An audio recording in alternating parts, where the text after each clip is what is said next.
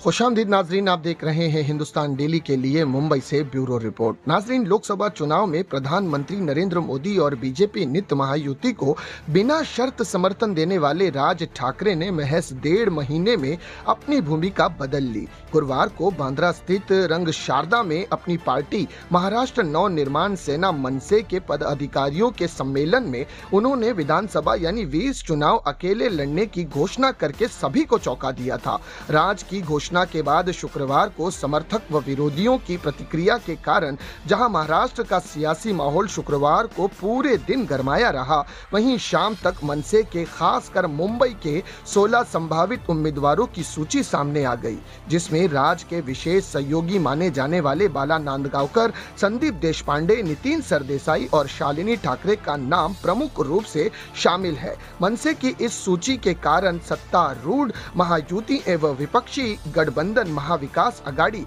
मविया के लोग सत्ते में आ गए। राज ने महाराष्ट्र की 225 से 250 विधानसभा क्षेत्र में अपनी पार्टी के उम्मीदवार खड़े करने की तैयारी गुरुवार को दर्शाई थी। इस दौरान उन्होंने कहा था कि उनकी पार्टी का सर्वे पूरा हो चुका है और वो सिर्फ जीतने की क्षमता वाले उम्मीदवारों को ही विधानसभा का टिकट देंगे। उनकी पार्टी के संभावित उम्मीदवारों की सामने आई सूची में कई ऐसे नाम शामिल हैं जो मुंबई में अपने विरोधियों उम्मीदवारों का गणित बिगाड़ सकते हैं।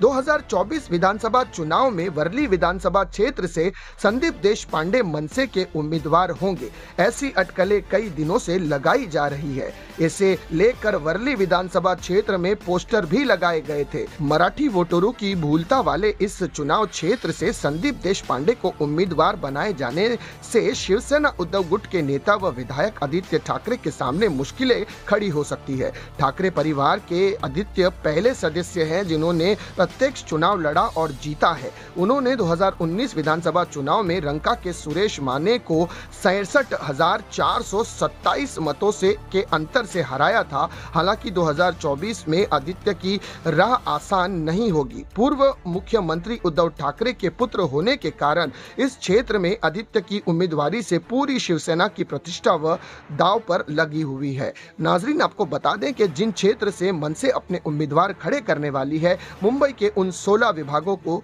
में कौन कौन से उम्मीदवार खड़े किए जाएंगे। सबसे पहले शिवड़ी, जहां से बाला नांदगांवकर, भाईकल्ला से संजय नाइक, वर्ली से संदीप देशपांडे, माहिम से नितिन सरदेसाई, चेंबूर से माउली थोरवे और घाटकोपर पश्चिम से गणेश चुक्कल, विक्रोली से शिवजीत डोलम, मुलुंड से सत्यवान दलवी, राजेश चौहान, भांडुप से शीर्ष सावंत, योगेश सावंत, संदीप जलगांवकर, अतिशा मांगावकर में से कोई एक खड़ा हो सकता है। कलीना से संदीप हडगी या संजय तुर्डे, चांदीवली से महेंद्र भानुशाली, जोगेश्वरी से शालिनी ठाकरे, डिंडोशी से भास्कर परब, गोरेगांव से वीरेंद्र जाधव, वर्सवा से संदेश देसाई और मागठने से नयम कदम को उम्मीदवार घोषित किया जा सकता है। तो नाजरीन, ये मुंबई के 36 में से 16 ऐसी विधानसभा है जहां से इन प्रत्याशियों को खड़ा किया जाने की उम्मीद जताई जा रही है। फिलहाल नाजरीन, इस घोषणा से जो कि मनसे ने की है, इस घोषणा से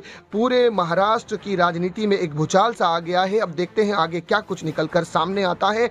क्या मनसे अकेले ही चुनाव लड़ती है या महायुति से गठबंधन करके आगे की रणनीति तय की जाएगी। फिलहाल के लिए इतना ही नाजरीन। इसी तरह की खबरों के लिए हमारे चैनल को सब्सक्राइब करें। मैं सिराज शेख, हिंदुस्तान डेली से फिर मिलूंगा किसी अगली खबर के साथ। तब तक के लिए जय हिंद।